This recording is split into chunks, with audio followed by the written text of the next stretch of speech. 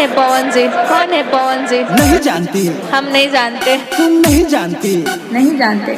जरूरी है जानना, जरूरी है जानना। वो भोजपुरी के स्टार है, उनके गुंजत जयकार है।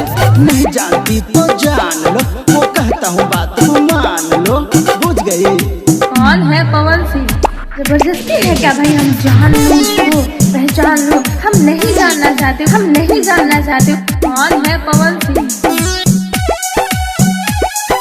कौन है पवन सिंह? कौन है पवन सिंह? उनके हगावल मकैया में राजा जी रहलू टिकट बनवले हो। तोहरा जैसन कितना केहू अपना गाना पे नचवले हो। समझ क्या? कौन है पवन सिंह? देखो अब हम करिए इनके गाना पे नचवाएंगे। पवन सिंह के फैन है हम, तुमको आज बतलाएंगे। घर उजला से का हुई? जरूरी है जानना।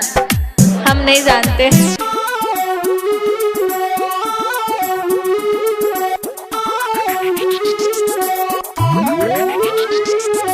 गाँव से लेके देश विदेश तक इनके कई उजियार है। भोजपुरी में जानता है सब यही पावर स्टार है। समझी क्या? Power star? हम नहीं जानते।